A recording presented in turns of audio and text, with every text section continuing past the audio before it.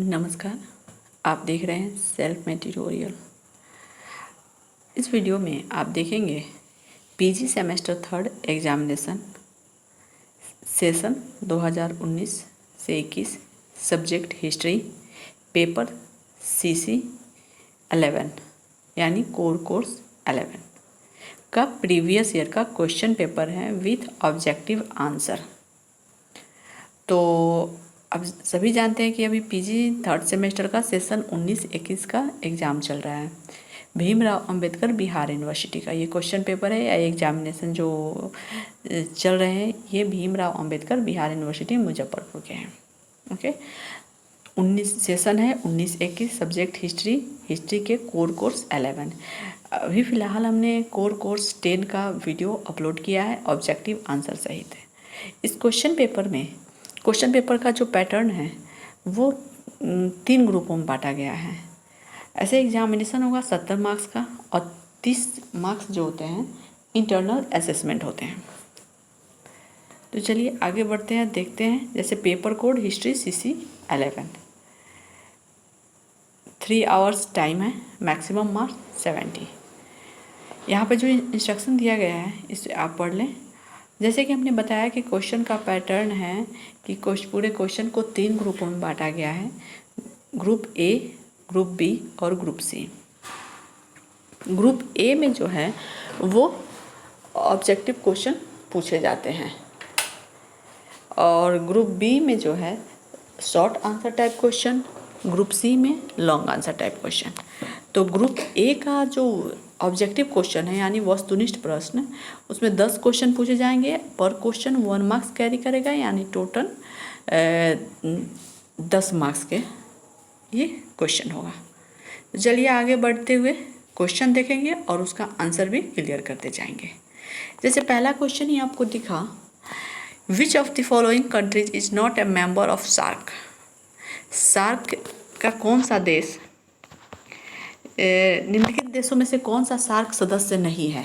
तो सार्क सदस्य नहीं है तो इसमें आ जाएगा आंसर सी। क्वेश्चन नंबर 1 का आंसर हो जाएगा सी, थाईलैंड। भूटान, भारत, मालदीव, नेपाल ये सब सदस्य हैं। 8 देश इसके सदस्य हैं सार्क के, पहले 7 थे, 8 देश इसके सदस्य हैं। तो इसमें से थाईलैंड नहीं है। क्वेश्चन नंबर 2 में है, in which year Bangladesh got independence from Pakistan. तो आप लोग भी जानते होंगे कि इसका आंसर क्या है। तो इसका आंसर होगा कि बांग्लादेश किस वर्ष पाकिस्तान से स्वतंत्रता प्राप्त हुई थी, वो 1971 ईस्वी में। क्वेश्चन नंबर 3 है, when was Nepal declared as a republic state. यानी नेपाल कब गणतंत्र घोषित किया गया। तो इसका आंसर होगा 29 मई 2008। 29 मई 2008 को 28 मई ऐसे जाना जाता है, लेकिन इसमें ऑप्शन 28 मई नहीं है, तो इसीलिए हम कह सकते हैं कि 29 मई 2008 को नेपाल को गणतंत्र घोषित किया गया। Question number 4, who was the first female prime minister of world.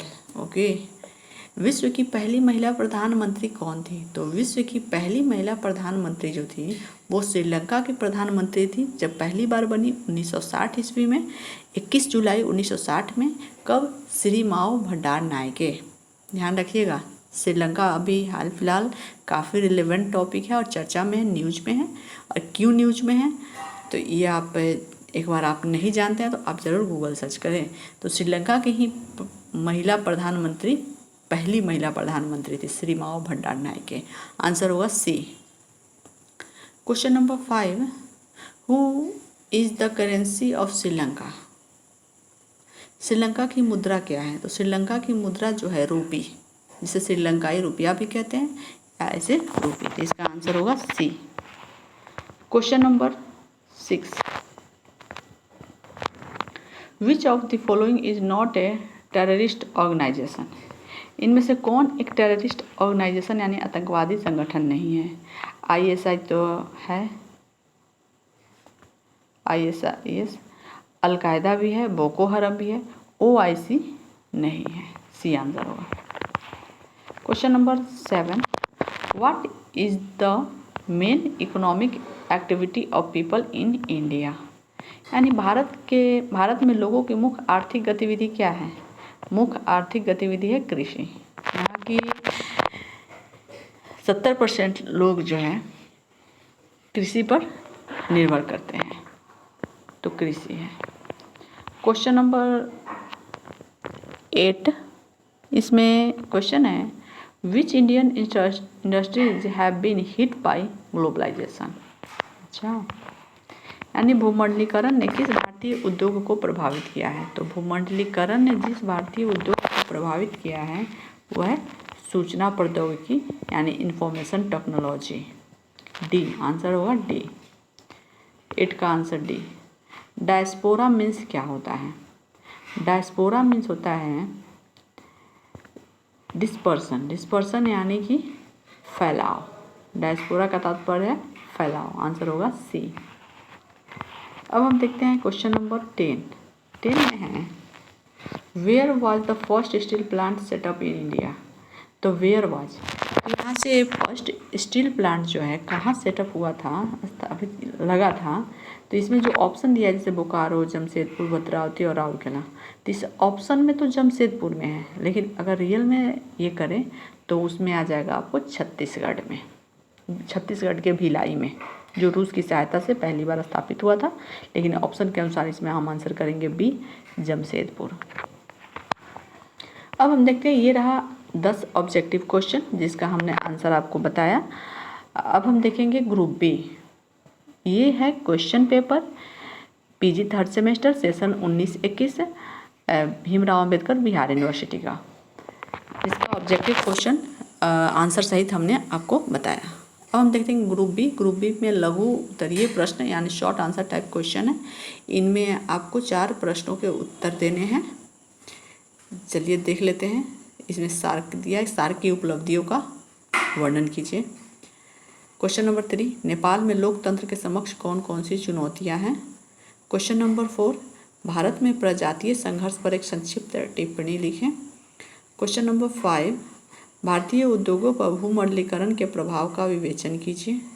Question number 6, भारतीय दूरदर्शन पर भूमंडलीकरण का प्रभाव का उल्लेख कीजिए। ये रहा क्वेश्चन। अब हम देखते हैं ग्रुप सी। ग्रुप सी में लॉन्ग आंसर टाइप क्वेश्चन पूछे जाते हैं। 3 क्वेश्चन का आंसर करना है, पर क्वेश्चन 12 मार्क्स कैरी करता है। इनमें देखते हैं कि क्वेश्चन नंबर 7, अपने पड़ोसी देशों के साथ भारत की वैदेशिक नीति का मूल्यांकन कीजिए। Evaluate the Indian foreign policy towards its neighbouring countries. Question number 8, analysis the cause of political instability in Pakistan. Pakistan में राजनीतिक अस्थिरता के कारणों का विश्लेषण कीजिए। क्वेश्चन नंबर 9, नेपाल में मधेसी आंदोलन का संक्षिप्त इतिहास लिखिए। क्वेश्चन नंबर 10, भारतीय प्रवासन पर भारत की नीति का मूल्यांकन कीजिए। प्रवासन यानी कि प्रवासी जब जैसे ऑब्जेक्टिव में था कि डायस्पोरा का अर्थ क्या होता है, तो डायस्पोरा का अर्थ होता है जैसे फैलाव, यानी कि फैलाव जब कोई एक देश का व्यक्ति दूसरे देश में जाके बसता है तो इसे डायस्पोरा कहते हैं, प्रवास कहते हैं। तो जैसे माइग्रेट होता है, इसी तरह इसमें है evaluate Indian policy toward Indian diaspora, यानी भारतीय प्रवासन पर भारत की नीति का मूल्यांकन कीजिए। ओके, तो ये रहा आपका क्वेश्चन। तो आप हमें ज़रूर बताएं कि आपको इससे क्या बेनिफिट मिला। अगर बेनिफिट मिला हो, आप इससे कुछ फ़ायदे हो रहे हैं, तो ज़रूर वीडियो को लाइक कीजिए। ओके, तो हम फिर मिलते हैं सीसी पेपर 12 लेकर। बस आप चैनल पर बने रहें, एग्ज़ाम की अच्छे से तैयारी करें। धन्यवाद।